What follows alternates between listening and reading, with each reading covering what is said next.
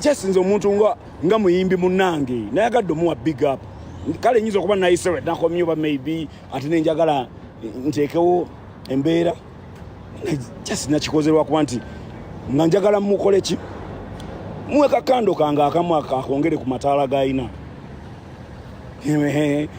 mbamumye engalo gwe bw'oba otunuulira vidiyo eyo n'amaaso go gw'olaba banyimye engalo olaba nabadde mpaayo ngalo era vidiyo eyo bw'oba wagimazeyo gwe tewamulabe nga mbongako n'awumba n'ebibatu n'akola n'agamba respect lwaki omusajja mwagala omukyaya abantu mwana lwaki mwagala omukyaya abantu kakati ffe abayimbi kubanga mwe mwenyini mwavaayo ne mukola statement okumanya bannayuganda muli bazibu musobola n'okunywesa omuntu obutwa bw'ateegendereza mwe mwenyini mwavaayo ne mugamba mbu abayimbi twasuulirira Bobi Wine nitumuleka mu struggle kati ate bwe tuba tumusemberera ate era ne mutuvuma nti ate lwaki tumwekuusaako kati tukole ki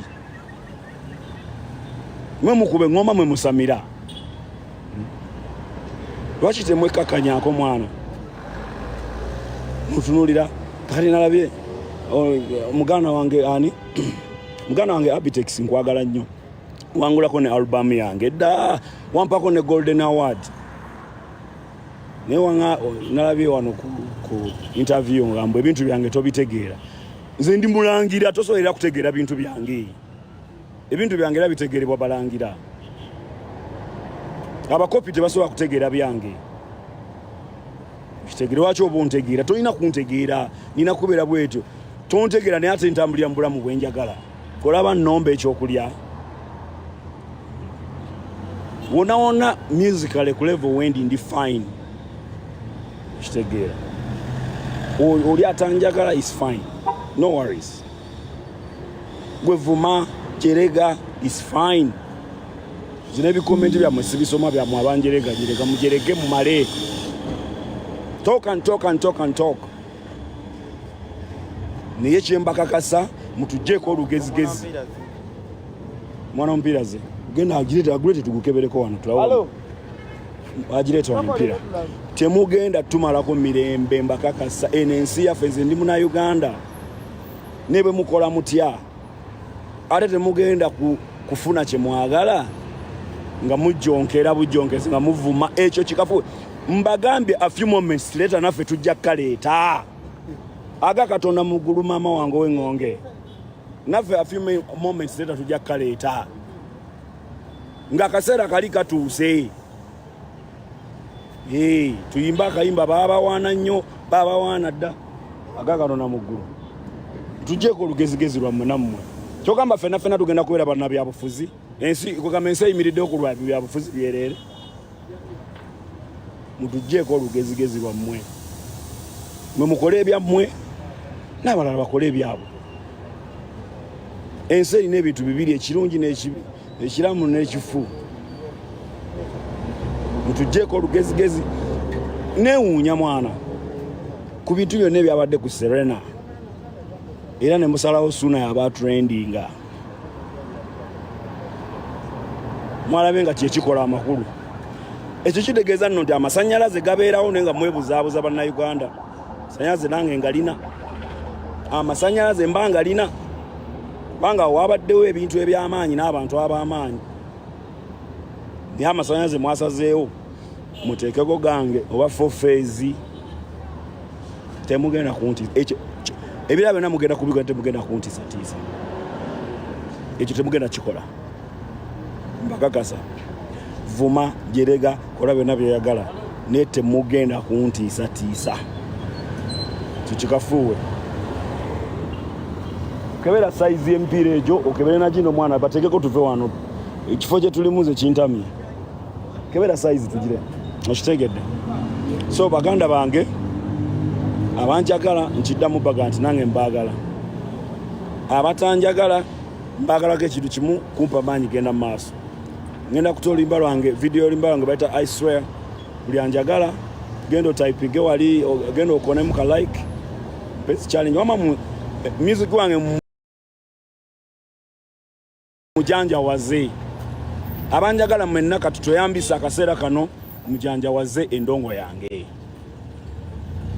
tekiwomera matama abiri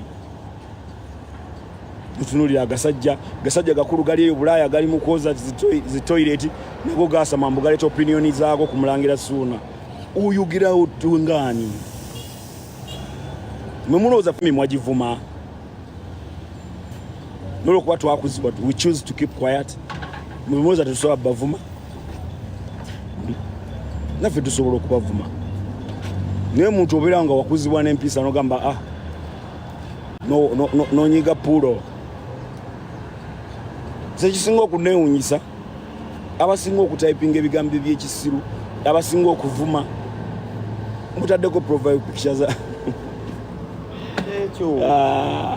Bannayuganda mugenda kulumwa emitwe mmwe kambabuulire nezipanado muzimire zigwemu zi pharmacy zembabuulira mwegendereze temugenda genda nga mubuukira buli muntu gwe musanze nga mubuukira nze ndi musajja Mulangira n'obulangira bwange nga bwe mbulina tesifaayo bagwa okitwala otya but I'm a proud Mulangira ate Abalangira tetunyigirwa mu ttooke Omulangira omujjonkera okimanyi nti bakafaya bwejja mubeere bulungi kaba ntereko omupiira gwange wano nve wano ngende.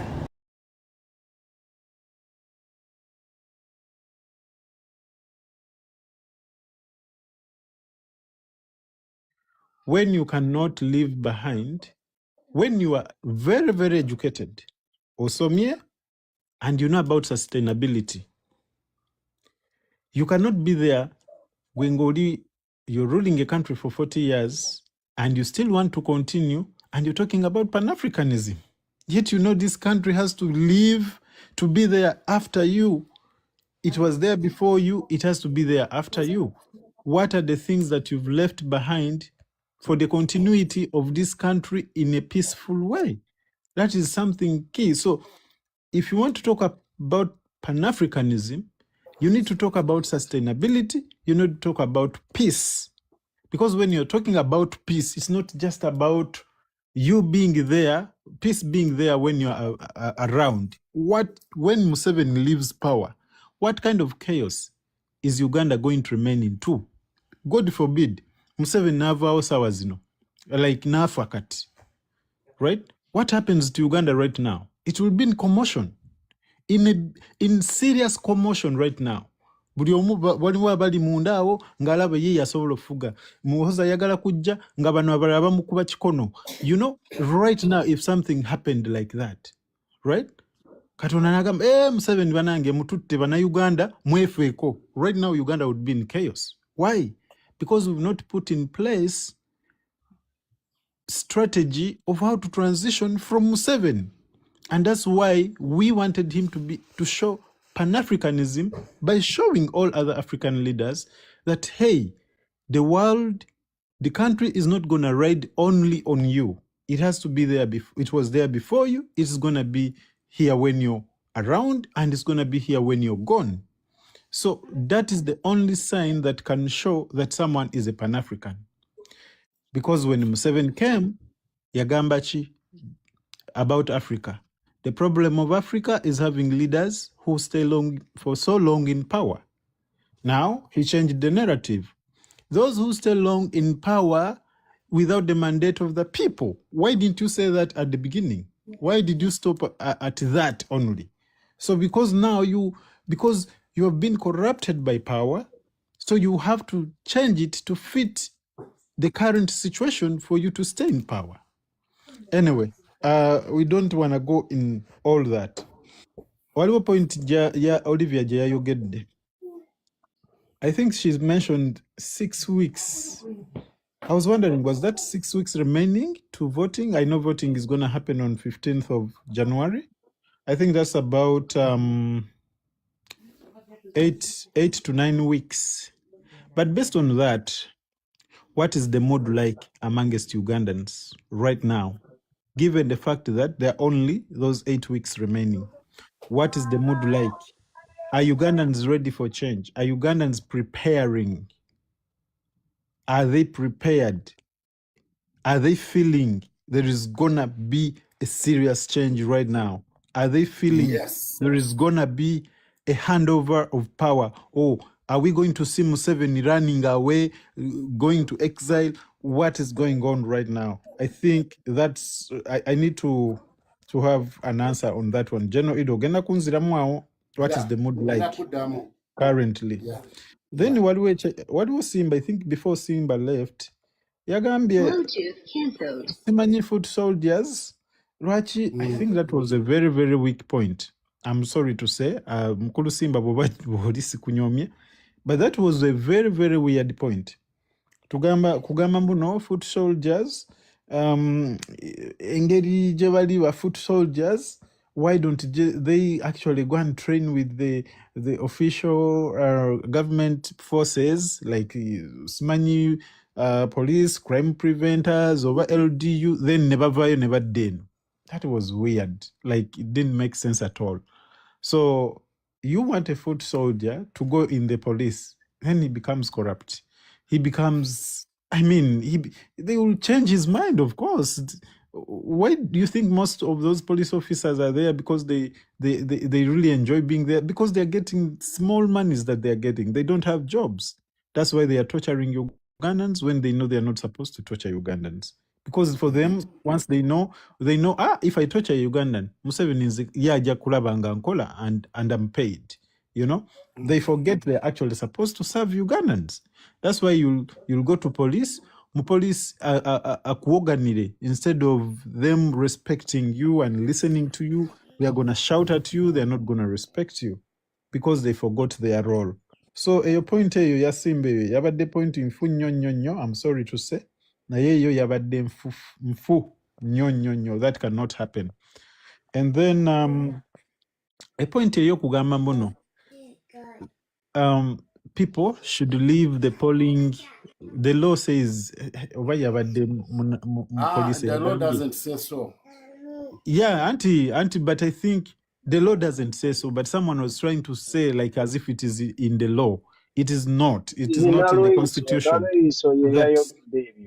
Simanyi sabitegedde. Mbuno bw'otuuka ku kalu ogenda congestinga area, then abantu olina kuvaawo bantu balonde bulungi. That is wrong. It is not in the law. It is not in the constitution. Not anywhere. People are supposed to be there to witness their votes being counted. Right? That is what the law should be saying. Actually, that's what it says. I cannot be there and you tell me that Mveu in this current Museveni government. Right? Really? Does that make sense? So that is completely wrong and it is false. So Ugandans are supposed to be there and watch their vote being counted. They are supposed to see it and being announced at the polling station by the polling the polling officer. I know okubala obululu abantu nga balaba babuteke ku DR form ne agent agambe bwe buno, you know. So there's no way you can tell people to go away. That is total, I don't know how to describe it. Then protest. A protest by itself is constitutional. It is constitutional. So that is known. That is known. It is constitutional. It's the only thing is that Museveni ayagala jifula riot. Of course, sometimes ekintu bw'okikola ennyo osuubira it can always be the same. Bw'ogifula riot, it can become a riot, and that riot can take you yourself, the one who has made it a riot. So kyengezako ogamba Museveni never jifula riot.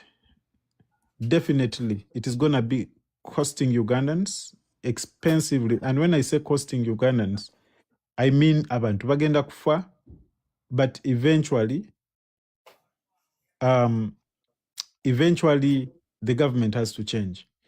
It has to cost Ugandans if Museveni wants it that way. If he wants it that way, it will cost Ugandans. It has already costed Ugandans. It is still costing Ugandans. Museveni can choose to make sure that it doesn't cost Ugandans at all or expensively like that. So that is my submission for now. I'll be listening in.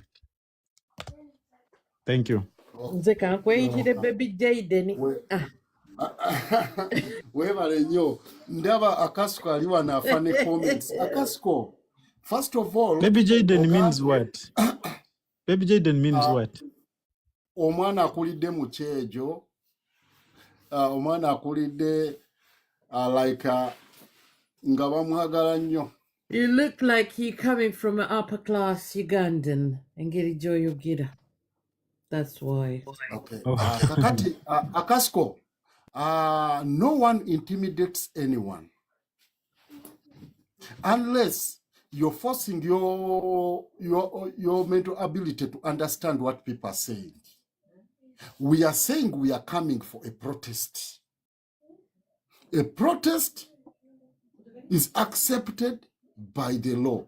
What the law doesn't accept is what we call a violent means, which is a riot. So, secondly, why you get them, your brothers and sisters sacrificed their lives for this government to come. We have to respect them. Brother, I'm telling you this. I'm telling you openly, with respect. I cry for them. Because the cause they went to the bush for is not what is happening now. Ruachi. Back in they are fighting for democracy. Really? Oyo yesimye, it is his brothers and sisters that shed the blood for the country. We shed ours. For him, he refers to others, shedding it for himself or for the country. We are shedding our own blood. Sorry to interject. Madden Saba, those people, Tobaleka comments, let them come up, let them share their opinions, as long as they're able to listen to others too. They listen, they debate, they put their points, and then we counter them after they have talked. And also, let's have mature debates. That's what I'm trying to say. That's all. The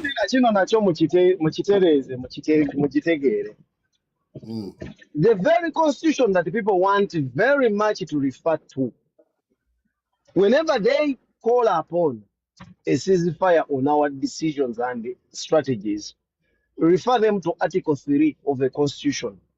Bajisome bajitegere. Don't waste time with these fools. Mubawo omukisa bakwate constitution gye bagala okudefendinga. Basome Article 3 yokka. We banaamaliriza bajja kudda bakubuulire. It is what justifies our actions, what justifies our next move. And that is Article 3 of the Constitution. 1995. Obujamu nga bagikozeeko amendment olwaleero Article 3 ne bagijjamu oba ne bagireplacinga n'ekirala, but apparently ng'ekyayimiridde nga bweri, it is a clear justification that a protest vote is inevitable. Because obuyinza budda gondi ebuzza gye tuli, Article 3 ebuzza gye tuli. Ffe tuteekeddwa okukola assessment ne tulaba a constitution bweyimiridde, the vulnerability of its nature n'abali mu buyinza, ne tukomyawo gyeri ne tugamba you do the needful, nemala nekwashuwalinga teri persecution teri prosecution okusinzira ku byonooba okoze, ate waliyo okusasula singa onooba ng'olina ky'okoze okutaasa constitution. It is Article 3, nothing else. Gwe gikwate Article 3 gisome gitegeere, mugize mu nnimi ze muwulira ze mutegeera amangu, temwesiba ku luzungu. It is our second language. Mudde mu nnimi zammwe. Awo Jaffa tokubye kutta. Sikubye kutta, njala kubajjukiza mutegeere ennono yammwe. Oluusi mugenda ne mwerabira ne muddira emibiri emiddugavu ne mugiteekamu obwongo obweru. Jaffa, you go for this road. Waliwo akantu kano omwami ono kayogedde, that thing that anti babaleete babagire kati at the moment Jeno kankubulireko nze apart from Kennedy To me, I believe, we shouldn't be sitting. Kuba Kennedy, Ogena Nogant, yes, Ibasum and everything. At the moment, it's valuable time. Literally, I'm up all night. Kata, I'm not going to sit with somebody like that who's going to interject and will not let anyone else speak. I can't. Either I walk away or keep shouting and screaming. Yes, so that literally puts me off. Kuba Kennedy, yadewa NRM, naye atuleka ne twogera, and it's very intellectual. Nayenza okuyimira n'omuntu bwato is just below standard. Ate ne gundi oyo akyogedde. I'm Professor Jaffa. I wouldn't sit with that person, whoever he is. That guy or abadde ayogera ne gundi. No, I wouldn't. That's why I've said I'm going to actually abstain and just keep quiet. Because it's below standard. Really below standard. For my taking. I can't. Kenneth is their counterpart, but at least he knows how to counter. Omuntu oyinza kungamba nti we are arguing for Red Bull. And then I'm supposed to sit with that person. What do the people think? Benasoma na baba pit to be. Ah, come on. Olivia, you're not easy. No. That's why I was quiet. Because you can't tell me Mohozi can rape a man, videotape it, put it on Twitter. Me, as an African Christian woman, I'm going to be comfortable with that. And then he comes up with a Red Bull. These are strategists, spies. They're disruptionists. They know what they're doing. And from around, if you look at it, we wasted 3/4 of an hour arguing with someone who claims to be an astrophysicist. Is it or can be social scientist? What did he say? Astrophysicist. Simuwani senyo. Nti akola tetuina bizungirizi. Ogambi akola biki? Asima toyi plama. What does he do? What the heck were you doing, Edie? Next time, Mumbulira Olivia, take you actually bottom off my platform. Let me I think he was trying. I think he was trying No, to he learn wasn't how to trying. debate. Oh, no. I think he was felt just like I was enjoying below the debates, bottom. but he doesn't know that. Economics. What economics? Economics. I prefer somebody who's done commerce. And you said economist. Kati wentandiko mubuuza what fiscal policy and why Exim Bank is running Uganda, why Bank of Uganda is below, why don't we have a governor who could help us regulate the taxes to keep the country afloat? Why is Exim Bank holding 70%? Mukwano holds 70% of the Omuyindi, and the 58 million Ugandans hold 30% of a bank that runs the country. Economist from where? I want to talk to somebody who's done commerce. Economy is different from commerce. You won't even work in any bank with that economist shit. Banange Ediot Yambi. Thanks, Jaffa. Next time, no. Lekako Kennedy. Kuleva at least yem. Naito tuzizake jo migunya na fetwe nyinyala. Okay. Thank you.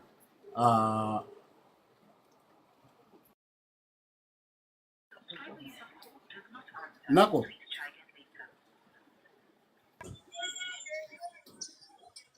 Agamba ki muganda nge Nako? Tawali blazo ogamba otya mukulu wange? Alikiriya. Tekigenda maaso. Tuli wano twagala muvinga kuba ye mukulembeze yagenze essaawa 9. Kati naffe twagala muvinga. Ekyo kite tokyogerako. Secondly, mbadde mbagamba tugezeko ku minimizinga cameras ne lives okwogera position we muli awatuufu na buli kimu. You can use the cameras nga tuli ku venue kwenyini nyini newe twasuze temwogerawo. Ya mugenda kunsanga Arua. You'll get me Arua. Arua, eh? Yeah. Okay. Yeah, kuba nina bye nina okutereezaayo. Yeah, tuyinza okwesangayo. Tuyinza obuteesangayo. Naye nga at a larger extent tugenda kwesangayo. Okay. Yeah. naye baganda bange amazima ga Katonda mu ggulu kambabuulire bano abasajja NRM forcefully egezaako okutegeeza abantu mbuno protest etegeeza ki, but you can counteract them okubagamba mu kidefining by teri gwe nali mbuzizaako define the word protest nakidefining kitegeera lwaki ekitegeeza they know what they are doing, they know what naye baganda baffe with due respect support what you're supporting. I'm not there to ask for permission okukola byenjagala okukola from a group nze gyentwalanga according to me a terrorist group. Okay, otegera a terrorist group that has concentrated largely in terrorizing Ugandans both economically and socially. Because nga serabidde the political part of it. Mwene mutuulaawo ne mu planninga only plans ezoku kat for example wetubabuuza genuinely apart from planning to terrorize the NUP supporters plus the president ekisanja ekiri kino kyetumalako mukoze eki mwadivertinga almost 80% or if not 60% of the budget just counteracting NUP. Ne musasula abali corruptible ne bacorruptingibwa abasajja abakulu betwali tumanyi mbuno bayina amagezi naye no tewali pulani y'aba devils eyinza kutuukirira NUP. This party, this organization was God sent.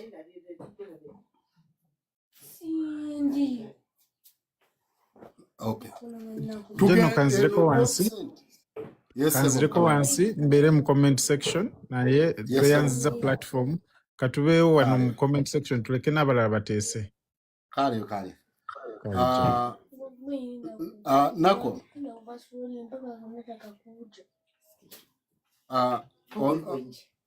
Morris. Webase. Morris yebase da. Junior. Mwine ya zeda. Zeda nzukuse papa. Agamba ki muganda wange? Yes, puli ya papa. Kati nza badatesa Yes, sebo. Nzukuse. Anko nzukuse. Gena maso. Alikiri ya papa. Yeah. Kati nze chemba dentesa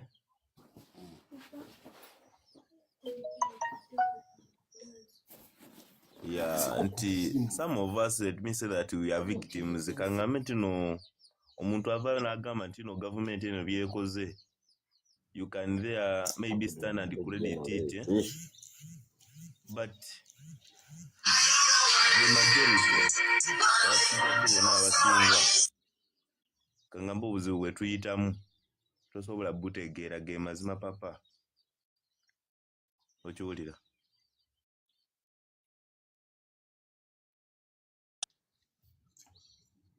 Kubanga nze nja ne nkugamba nti no nayine kazeeyi wange ng'akola ng'akoya gavumenti eno yennyini. Naye kati maybe wagamba nti no maybe siri ku ludda lumu nammwe. Kati as the solution and you said maybe let us just try to put him down. Ompulira. Kati toyina ngeri gy'osobola kujja maybe n'omatiza. Nungamba nti no, it is I have also to go with you. No way you can maybe convince me that we should be in the same lane with you. Kubanga kati osomeseza omwana asomye amazeeko agenda mu office after all omwagalako sente corruption webazibawa again from nowhere ojja n'owulira nti no again you need the other qualifications. Leave along all those things of maybe tribalism, nepotism. Nekati nga mumwetazako still ebintu ebirala. Era kati ng'oli mugumu something like ng'oli mu kifo ekinene. Ogenda n'owuli oli n'agamba this country is not yours. But kati how can you feel ng'oli akugamba nti neno ensi si yammwe? Omanyi oli omusinga n'ebitabo, omusinga kagambe ng'omusinga ebintu bingi n'experience, but you find Nogenda n'abantu ate yakuli waggulu yakukulembera. Bayimukuje. Kati there are things muzeyi wange yali aŋŋamba nga n'obitunuulira osobola kuddawo n'ogamba era nange banjagalako nti no ompulira ssebo. Yeah.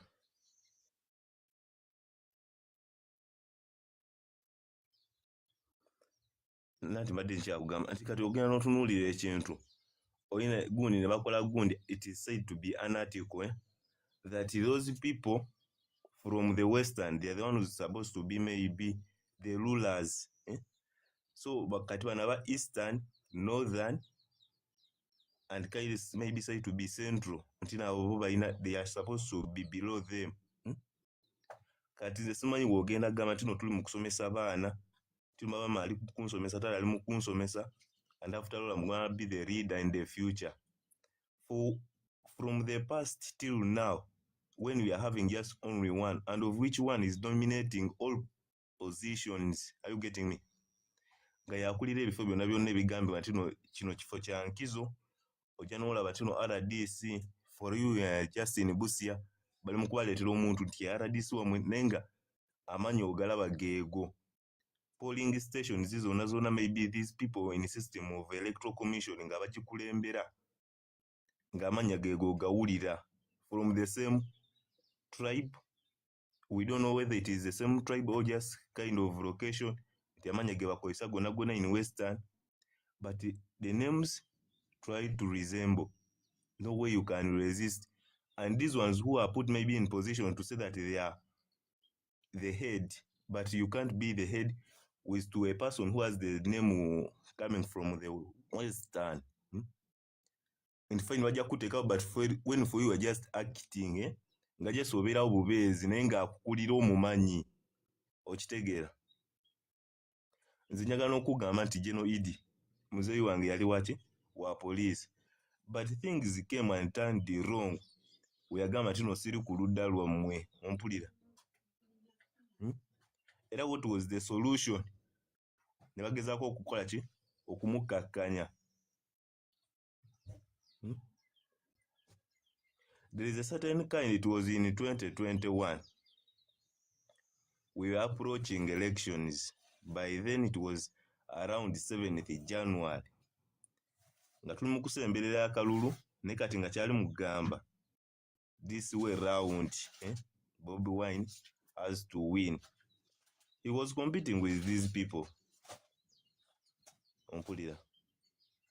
Naye nkukakasa nti there is a way of competing, but when the whole system they have recruited their team, era bino olusi bye tugamba tino what they have a numerous number of their agents that are acting within the system. Let it be teaching, let it be finance, let it be health.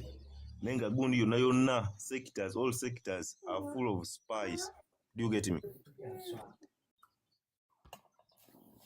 Cut for us other tribes, tukola kino tukola.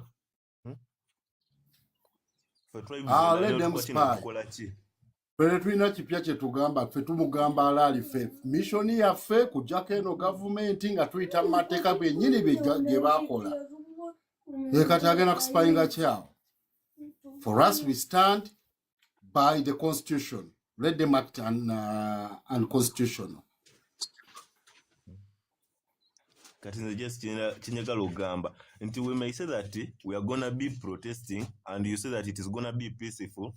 But if you say that it is going to be peaceful, when it is going not maybe nga tekina kigenda kuleeta ge mazima kino nkikugamba. Okay, kati brother kankubulira amazima. The reality is stopping ddala okubeera locked into your your kangambe expectations. Yeah. Kakati gwe just oyimiridde ku expectations ne memory no salawo okulooza mb'omanyi ekijja. Act on reality form. Kakati kyekiriwo omuntu gw'onoosobola omulabira mu kupapala. Apparently bajja ne bamakinga ne statements ezitagattako. Bajja ne bamakinga statements ezitagattako. Batuuse okuyingira mu panic mode ne batandika n'okuleeta statements eziri unconstitutional. Tofaayo. Be focused. Beera ku protest. Provided first of all ky'otalina kusuula is discipline. The first step to anything in NUP is discipline. Lwaki? Olw'ensonga bajja kugezako ku provokinga, bajja kugezako kola buli kimu nga baagala acting emotionally, and once you deploy your ego in a war field oba in a warfare oba already oluzinze. Okitegeera? Respect each other.